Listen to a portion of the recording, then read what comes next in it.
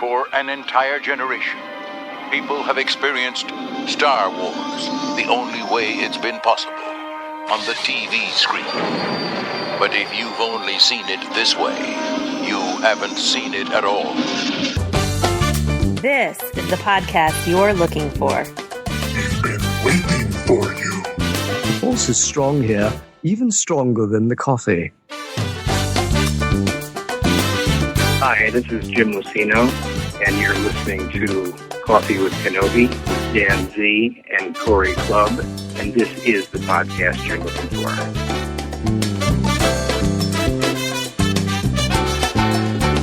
We're happy to welcome best-selling author Jim Luceno to Coffee with Kenobi. Jim is the author of the upcoming Tarkin, the incredible new novel that will answer a lot of questions Star Wars fans have been wondering for years. The book also gives tremendous insight into the psyche of Grand Moff Tarkin and how he became the iconic villain we have been intrigued by since Peter Cushing portrayed him in the original Star Wars. We are honored to discuss Tarkin with Jim Luceno and to share a cup of coffee with him. Welcome, Jim. Thank you. Well, thank Good you. talking to you guys.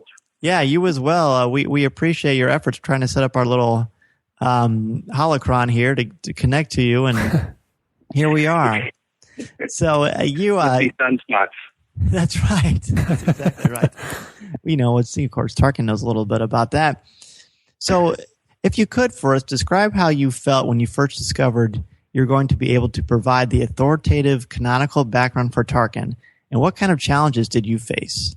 Well, when the idea was pitched to me last summer, I was actually trying to come up with another novel that would focus more on the Emperor.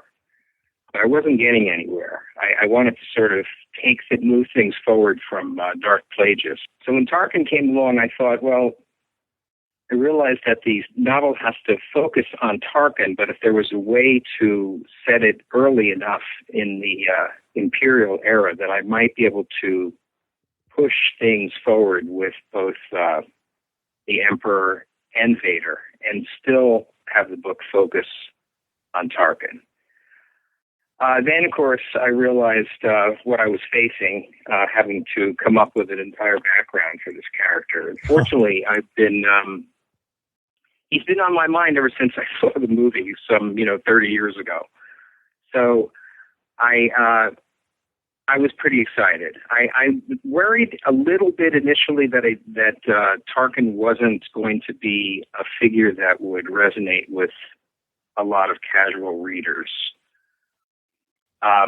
Only because while he's certainly recognizable, he's a character from a film that's, pretty old now. And I wondered whether people would be interested in reading background on a character like that. But as I got into it, I started to discover things, and as ever with these novels, it became a delight, even when it was challenging. And is there that added pressure, like you said, of coming up with a background for this iconic character, and just how do you kind of get into his head so well? That's a difficult process to describe. I will tell you that in the story meetings that I had at Lucasfilm and early discussions about the character, we sort of came to an agreement that he should be a colonial rather than. He is a cultured person in the film. It's clear that he has a sense of entitlement, and he seems to be very dignified and intelligent. But when the suggestion was made that he be a colonial, it gave me a whole new take on where this character came from, what made him. I have done a lot of traveling in East Africa, and I started to remember a lot of characters that I'd met, who had been colonials, had been raised in Kenya, raised in Tanzania, and I just used those characters as a jumping off point for Tarkin. Well, it certainly shows in your writing and how you've written him. And I'm curious to know, too, is, as you input all this background information and kind of build the story along, how much does Lucasfilm and the story group have as input, and how does that process work? It's really pretty casual. I mean, they didn't. They simply pitched the idea to me, and from that point on, and this has been the case with all the sort of collaborative brainstorming I've done at Lucasfilm over the years. We just basically talk. We talk about the character. We talk. I came in with a kind of a rough idea of the story I wanted to tell and when I wanted to set the story, and that just touched off all sorts of discussions that went all over the place. Past, present, future. And when I came out of the meeting, there was nothing that the story group wanted me to do. There's nothing that they steered me away from tackling. So I just went back and thought for a couple of months and came up with an outline. And in the outline process, there's a little bit more give and take, but it was a very comfortable experience working with them. And was it mostly a lot of conference calls, or did you get to go to Lucasfilm for this sort of a thing? Yeah, I was out at Lucasfilm for the initial story meeting when we sort of discussed a lot of things that are going on with Rebels, and at that point, even the Clone Wars bonus material hadn't been released, so we were talking about that a little bit. From that point on, we did everything by text or by email. So that's fascinating. And I think so many fans are just so intrigued by the whole story group concept. Have you noticed a difference in how you create a Star Wars novel with the story group versus before the story group was in place? No, because really there's always been a story group. I mean, for every novel I've written for the franchise, I've been involved in these brainstorming sessions, and there's some new faces in this current iteration of the story group. But the process itself was no different. We sit around a long table, and we have coffee and donuts, and we talk Star Wars. Sounds like us. That's right. Yeah, I mean, it's really.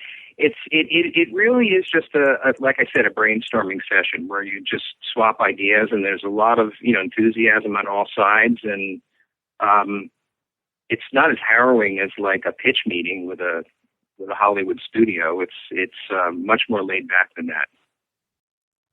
Well, that's great. And speaking of laid back, I suppose it's arguable if Grand Moff Tarkin is laid back or not. But what is it about Tarkin that you find so appealing? Well, from the start, I thought I just had so many questions in my mind that were running through my mind about Tarkin. I mean, here's this guy who, Leia accuses of holding Vader's leash, who's got this dry wit but very emotionally destroys an entire planet. I just kept wondering who he was. Even to the point of was he on a first name basis with the Emperor? There was just all these questions in my mind about where he came from. And, I had years and years to think about it. And it's just somewhat ironic that I finally, after all that time, got a chance to really dig deep and come up with some of these answers. Well, it definitely shines through in the novel itself. And as we, Dan and I both have had the pleasure of got preview copies and be able to read it from the standpoint and which we both really liked a lot. It was a lot of fun, and like you said, it just really dips into a lot of Tarkin, a lot of things we haven't seen yet. And I'm a writer myself, and I know to structure a novel and to go into, like you talked about, going in and putting going into the layout and structuring your novel and putting together the character development and how that looks. I'm curious to know, what's the structure and that how to blend that together in this type of book, because there's space battles, there's political intrigue, there's a military stratagem. How do you maintain that balance and still provide a detailed background of Tarkin's early years? That was the really challenging part of this novel, and I have to tell you, I was really unsure of whether the approach that I was taking was going to work. For a while, I worried that who's going to care about all this background material? It just, I would read it over and I'd wonder, is this going to be really boring? And then I started looking at the space battles and I thought, is this going to work? Because it seems so different than the rest of the novel.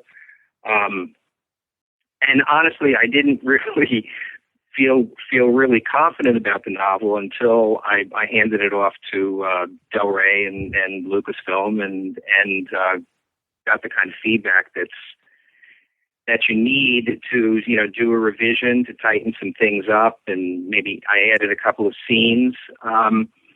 This was just really tricky because it has Tarkin's name is on the cover, which means it has to focus on him. But because I was only setting it in a specific point in time, it wasn't an actual biography. I couldn't tell the story all the way to his death. I had to try and just keep it close to an origin tale that would, hopefully suggest the kind of character we finally meet in A New Hope. So that was my goal, and I thought that if I structured a story that had some of these some action scenarios in it, that would allow Tarkin that would bring out the kind of skill set that Tarkin has, that maybe the novel would work that way. So I still hope that it does. It certainly does. I tell you what, I love the fact that you've taken a villain and made him into it's like a Bildungsroman novel where you get to see this coming of age of Tarkin and the way you kind of go in and out between his past and what shapes him into the present, which is, for those listeners who don't know, this book takes place 5 years after the events of Revenge of the Sith. Isn't that correct? That's right. Yes. Yeah. And so you've got these amazing things going on. Corey, you had a follow, right? Yeah, I got a quick follow-up. Just to kind of a comment. As you describe Tarkin's backstory, and it's obviously not neat and tailored as far as his outfit that he wears, but it's got a lot of background. And as I'm reading this, he's kind of like a mismatch of Sherlock Holmes and the most interesting man in the world. Yeah, and that's part of that has to do with Peter Cushing. Oh, definitely. Because he just owned that role. I mean, and so I kind of grew up with him. I don't know how many Hammer horror films I saw, in my youth, my misspent youth, but he was a constant character that an actor that I would come across constantly. So I wanted to sort of play with that a little bit, and I think it works for Tarkin. This sort of Sherlock Holmes and Dr. Frankenstein and all the other roles that Cushing played in his life. Well, and definitely the tone through a lot of the novel has a bit of the macabre as far as when you look into the inner workings of Tarkin's psyche, I think, as well. Yeah. Mm-hmm. And one of my favorite things about this novel is we get to see an explanation of the burgeoning partnership between Darth Vader and Tarkin. So as a result of this, we see that Vader plays a much bigger role than many might have expected. While you have written the character of Vader before, how did you balance Tarkin's rank and keen mind with Vader's imposing presence and force prowess? Well, that's the other aspect of Tarkin that always intrigued me. That he calls Vader my friend in in A New Hope. And that's a strange thing right there. I mean, who is this guy that he's friends with Vader? I wanted to, this is only 5 years after, as you say, only 5 years after Revenge of the Sith. So I didn't want to show the Vader that we see in A New Hope. I wanted to show the Vader that's on the way to being that character. I don't mean to suggest that he still had, some of Anakin Skywalker in him, or that he was still going through any kind of, grief or pangs of guilt about one thing or another, but that he just wasn't the full machine that he seems to become later on in the saga. And seemed to work well in terms of who Tarkin was, because the two kind of get to know each other by the way they handle the situations that I set up in the book. And I mean, I think there's still a reveal that can take place sometime later, maybe, sometime before A New Hope, where some of Tarkin's guesswork about Vader actually comes to fruition. But I can leave that for someone else to flesh out. Well, let's hope that Erich Schoenweiss and everyone else decides, well, we better give the reins back to Jim for that, because that's something I would certainly pay to read. And you know what? I've got to tell you, you did a marvelous job. And Star Wars fans, as you know, are so discerning, and they're very it's so critical to them to have the right voice for a character. And you have managed to take an iconic character like Darth Vader, arguably one of the most famous villains in all of fiction, period. And it does very much feel like he's removed from Revenge of the Sith, but he's nowhere near the guy that he is on A New Hope. So I certainly applaud you for that. I thought that was terrific. Well, thanks. I mean, I think, the thing about Vader is, I guess you picked up on this, is he doesn't have a point of view in the book. Because I think that's where you can get into trouble. I mean, I did use Tarkin as a point of view, Vader as a point of view character in Dark Lord. Yes. But again, I felt, 5 years forward, that it would be very, very tricky to get into the mind of Vader. And I'm glad I didn't have to. I'm glad I could, I was able to just stick with the point of view of the Emperor and Tarkin, and keep Tarkin guessing about what he was, what Vader's reactions were. I mean, you're staring at somebody in a mask. I mean, you never really know what's going on behind that mask. So I think that worked okay as well. Yeah, I think that's one of the things I like so well about it, is that we learn a lot about Vader, but yet we still don't really know much of anything, and that's got to be a challenge. I thought it was very well done. Thank you. I'm curious to see what Paul Kemp is going to do. Oh yeah. with Vader, because he certainly will be a point of view character in Lords of the Sith, so that should be really interesting. I want to say too, is much as these books have been coming out and they're canonical as far as the books themselves, all the authors have been doing an excellent job of bringing us new content and fresh content too. So kudos to you guys. I mean, just blowing us away. I think as much as Dan and I are just enjoying these books so far, they're just well done so much. Well, it's cool because the Dark Times have never really been been open to literature. And so there's a lot to explore in those those decades that lead up to the film. Well, certainly this book, like we mentioned, it's during the dark times, and it revolves around a lot of questions. It leaves off what is what Tarkin knows about. He knows about Darth Vader, knows about Anakin Skywalker, their extermination of the Jedi, and so much more. This is something that Star Wars fans have been debating for years. Walk us through a little bit of the process of self-discovery for both you and Tarkin himself. Well, a lot of that sort of stuff came out of the discussions that I had at Lucasfilm. That was, we were sort of all asking ourselves, who knows what? When did they find out? Exactly how much did they know? It's clear by A New Hope that Tarkin knows probably quite a bit of Vader's history. I mean, he certainly understands. He's not really surprised about Obi-Wan Kenobi being Vader's master. So there had to be something there,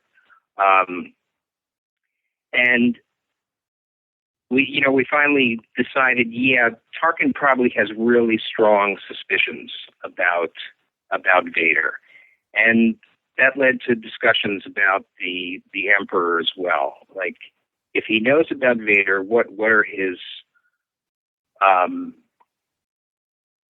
what's he thinking about the Emperor? Where does he think the two of them fit together? So it was a back and forth process. I'm very thankful, very grateful that Lucasfilm, let me run with that and didn't object to anything that I wanted to do. Because it is like you say, it's these are things that haven't come out yet. Right, and I remember especially at the end of the Clone Wars before it went to Netflix, there was so much discussion, especially in the final arc with Ahsoka, and where we get to see her fate, about how much Tarkin knows and how much Anakin sort of holds a grudge, or how he looks at that. So you literally, when I was reading that part of the book, I mean, I think. And look, I don't get paid by Del Rey to say this kind of stuff. I'm just speaking from the heart because that's what we do here on Coffee with Kenobi. But when I read those sections, I thought, okay, this is the best Star Wars book I've ever read as far as fiction goes. And I think that's the kind of stuff I've been waiting to read for a long time.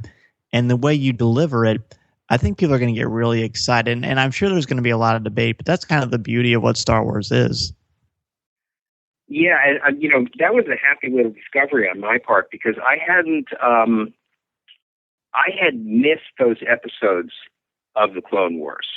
Oh wow! Those last three, those episodes about Ahsoka, and so when I was bringing myself back up to speed on everything, and came to that story arc, it opened the whole book up for me. Because, there's this fantastic connection that goes way beyond what Tarkin and Anakin Skywalker had in that earlier story arc about the Citadel. Suddenly there's something really personal here and something that I can really make use of. So I was thrilled when I saw those episodes. What a prescient situation, really. That's pretty exciting. So let's talk a little bit about the Emperor. It's certainly alluded to that the Emperor seems to be cognizant of the inner workings of the Force and that it might take vengeance on his own plans. We also find out for the first time his ultimate endgame, which is incredibly chilling. How did this idea come to fruition? Well, this is part of this is part of what I'm talking about when I was thinking about this, some way to move or to do some sort of a sequel around Darth Plagueis. I just have never been sure about what the Emperor really wants. There's been a lot of talk about immortality and all these other issues, but it's very nebulous in Star Wars. It's not like Game of Thrones where somebody gets to rule all the different kingdoms, and he's not like Sauron, who's gathering the rings and wants ultimate power. Because in Tolkien you have this whole backstory of gods and demiurges and archangels and everything else. So there is a quest for some sort of ultimate power. But what does the Emperor really want? And I think that there's still plenty to explore there because there's a lot of years still between this book and A New Hope, and there's some great reversals that occur in A New Hope that have to really weigh on the Emperor, and a lot that probably takes him by surprise. So I think there's room for another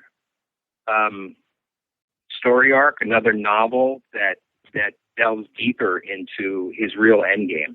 Wow, you're just sprinkling a lot of. It's already like Halloween, and we're getting our candy early. Yes, that's awesome. That's definitely exciting to hear. As things are coming out, and another part of this Tarkin book is his great ship, which you describe as the Carrion Spike. One of the most powerful parts of it is literally the meaning of the Carrion Spike. Explore the powerful dynamics at play there. Another, happy accident that occurred when I was writing. It wasn't in my outline. It was just, it's one of those discoveries you make. I never knew how to really describe that process or how those things happen. you just sometimes when you're working on a novel, you don't really understand what you're doing, but pieces start to fit together, and you follow threads, and all of a sudden you're making discoveries that you had no idea about in the beginning of the book. So the Carrion Spike was one of those. I just had a vague notion in mind that, that Tarkin would go through some sort of ultimate test on the plateau. But I didn't know early on that I was going to name his ship, after that test, and really didn't understand that final scene where he talks about his real initiation, his real trial. I just came out of left field. I don't know how to. I wish I could explain it. Well, no, I mean, there's just a beautiful metaphor here through the whole Carrion Spike, and then we fast forward to the present of the novel, and I really enjoy that. This is something where if I could take excerpts of this and show it to my high school students, we could explore the concept of a metaphor just through this journey that Tarkin takes, and I thought that was very enjoyable as well. Yeah, I appreciate that, and it was gratifying to me because, as I say, it was kind of it was a discovery, and a lot of times when you're writing books, doing franchise work and things like that, where you're obliged to submit a pretty detailed outline, so that just to make certain that everybody's on the same page, that the members of the story group or whatever understand where the writer is going. So that sometimes can take the fire out of the writing process. When you've given that much thought to the outline, story's almost written in your mind. So when you make a discovery like that, then it's very invigorating. Yeah, it's really electric, really electric. Go ahead, Corey. Sure. As we talked before, you've written Darth Plagueis, and there's a presence felt there. We get to see his droid 11-4D in the novel. How much of this information implies, that your previous novel may be some canon to it rather than the legend? I wish there was a simple answer for that. Sure. It's just that call. That's really not up to me. I included things in the book and sort of left it up to the editorial process as to what was going to remain. Mm-hmm. Very little was taken out. In fact, nothing was taken out. There was some suggestions made about changing the species of certain characters and adding some scenes, just beefing up certain parts of the book. But things like a reference to the droid or some of the other references are dropped in there. I don't know what they mean in terms of, yes, that droid is canon. Mm-hmm. Whether that, retroactively makes other things canon, it's just not my call. So I don't know. It's kind of a process that's being worked through now, and I'm not privy to how that's going to happen. Sure, and that really makes sense because it just tells me that while some people may think, everything in Darth Plagueis is canon, what we know for sure is that, as Dave Filoni promised us when we first heard about the story group and the shift from the expanded universe to Legend, is that they were going to mine everything that was in the Legends books and bring them in. So this is just, again, them showing, hey, we promised the fans we would do this. We're doing it. And again, it's a nice organic process that I think is very freeing for a writer and also probably very empowering. Yeah, and going forward, it's going to be interesting because, like with the sequels that are coming, with Ep7, the things I'm hearing about it, whether rumors or not, I mean, that movie sounds like it's going to be very interesting, and it is going to be very different than the way we've all thought of that 30-year period following Return of the Jedi, but it's almost like sort of having cognitive dissonance. Like I think I'm excited about the new movie, but I also think back on Tim Zahn's books and some of the other books, and they're not lessened. I still enjoy having that stuff in my head. So maybe there's a way where you can just enjoy, two versions of certain events. I don't know how it's going to work, but I don't think that any of the past material is necessarily going to be diminished by what follows. Very well said, and I think you're putting a lot of fans at ease hearing someone of your caliber say that sort of thing. Because I agree. I mean, in the title Legends itself, as many people have talked about, as was discussed at San Diego Comic-Con, a legend is quite a term of endearment. I mean, the best thing you can think of, best example would be King Arthur, and all of his stories are legend, but they all have that weight to them, that gravitas. Right. Yeah, I remember reading, like several versions of the Grail Quest, and I liked all of them. Absolutely. Even Steinbeck has a version that's really good. Yeah. I mean, it's and it's sort of you can kind of embrace all of them. And I think ultimately, I think the fans are going to decide the storyline. It may take years before everything shakes out, but ultimately, it's going to be the readers and everybody else who decides how the saga really unfolds. Right, and what a great time it is, as we say so much on Coffee with Kenobi, to be a Star Wars fan. And speaking of great times in Star Wars, we certainly can't have you on without saying the word Sheev. So you knew that was coming. So Sheev sets the internet ablaze. So how did you come up with this name? And how did you react to this outpouring of reaction to this? Okay, well, first of all, I did not come up with the name. That is George Lucas's creation. Oh, wow. I think I knew that. The story that I have, or that I was told, was that it was going to be used in the live action television series. I think it was going to be called Underworld. Yes. When that series just wasn't picked up, or they decided not to move forward with it.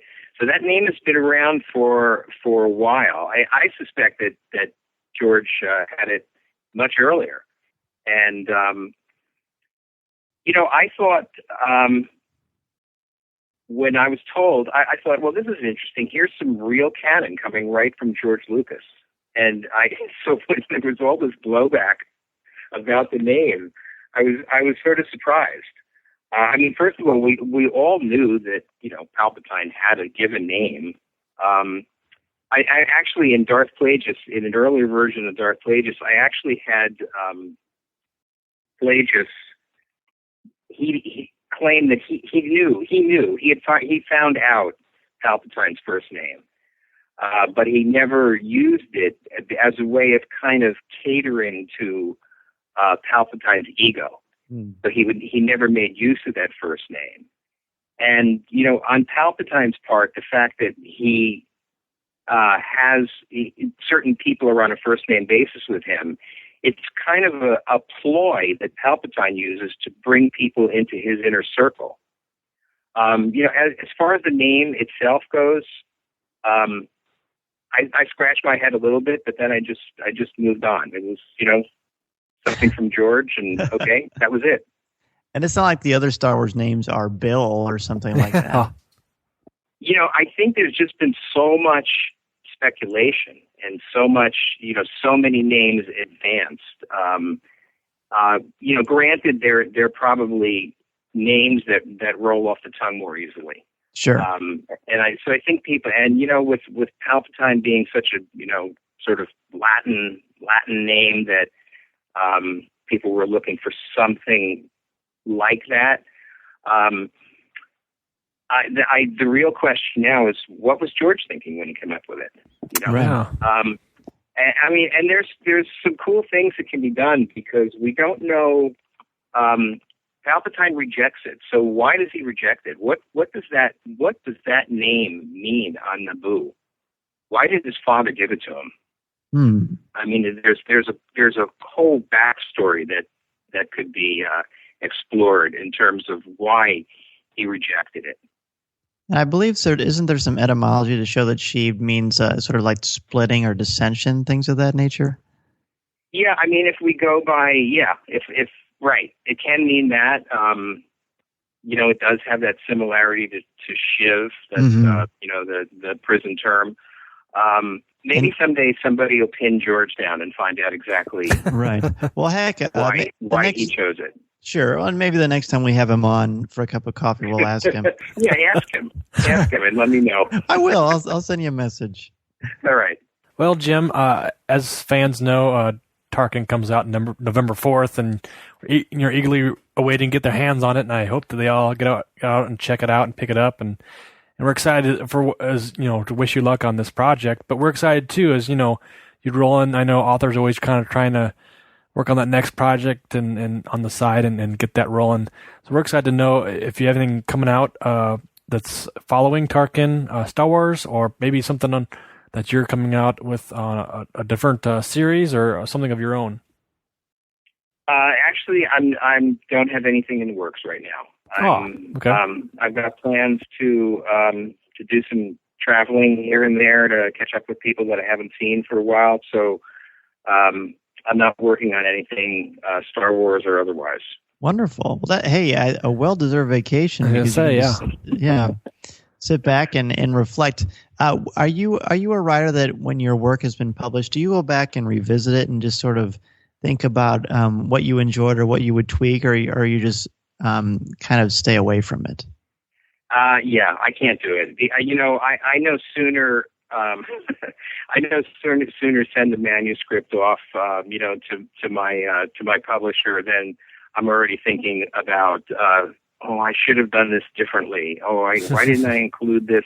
So if I went back and read through my books, I would really be taking a red pencil to probably every page and questioning some of my own decisions.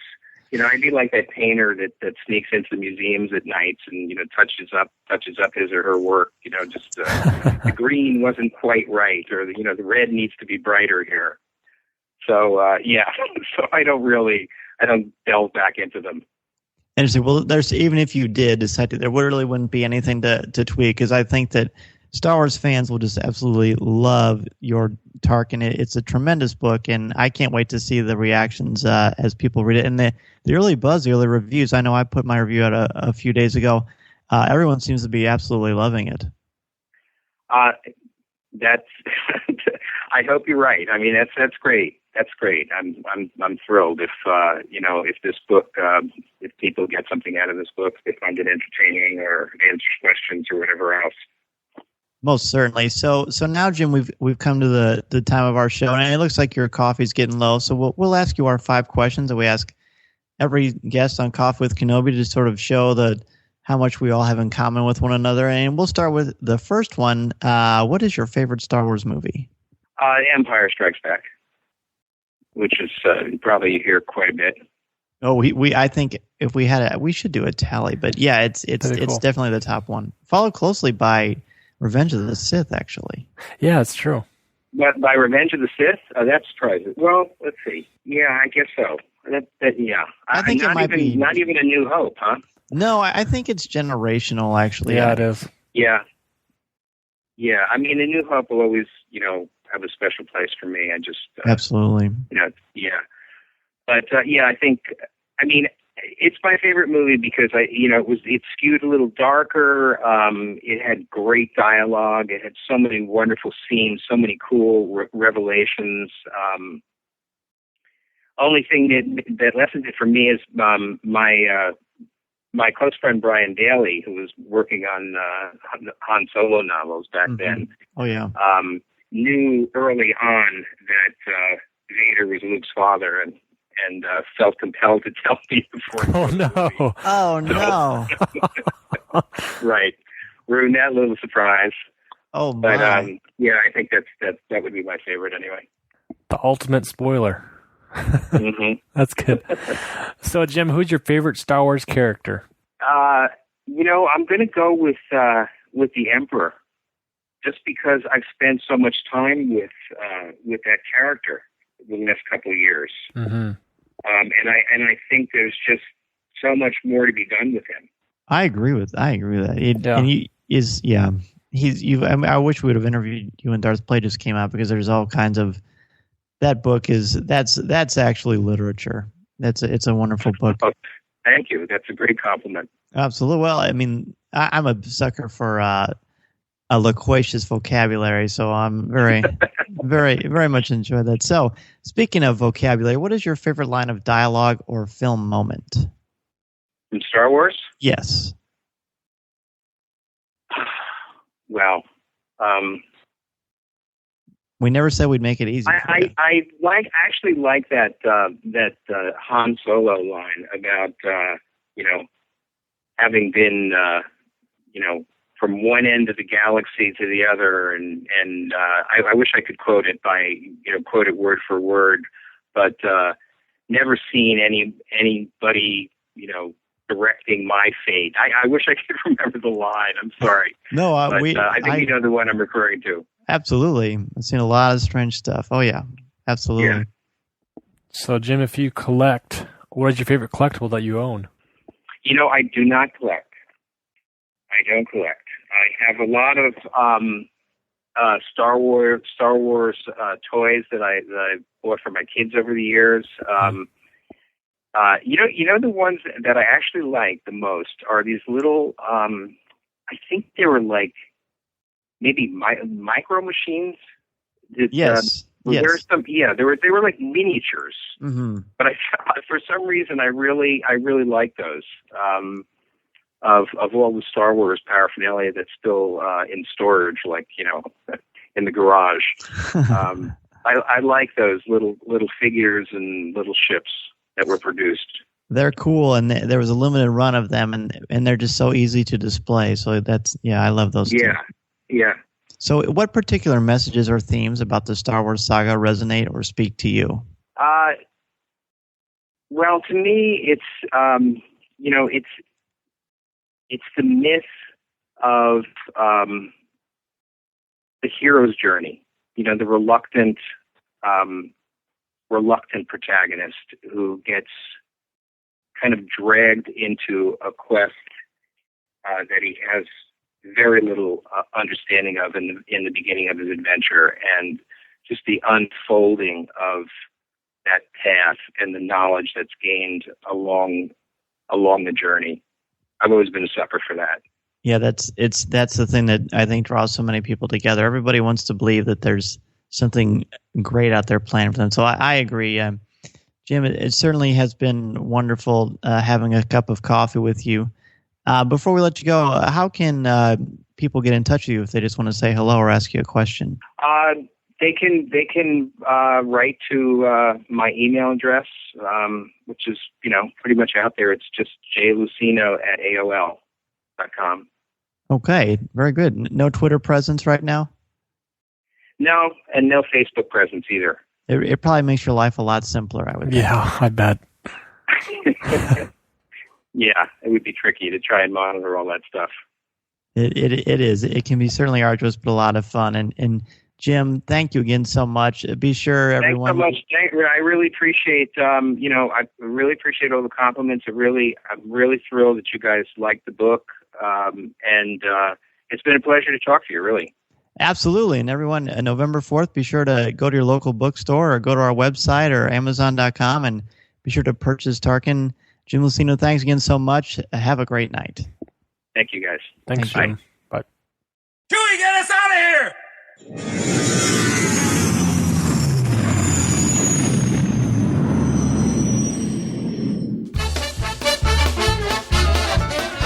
If you would like to respond to our question of the show, have a comment, or just want to say hello, send us an email or MP3 at feedback@coffeewithkenobi.com. Or if you have a specific question or comment for either of us individually, email us at danz@coffeewithkenobi.com or coryc@coffeewithkenobi.com, or visit us at coffeewithkenobi.com and click on the Contact Us section.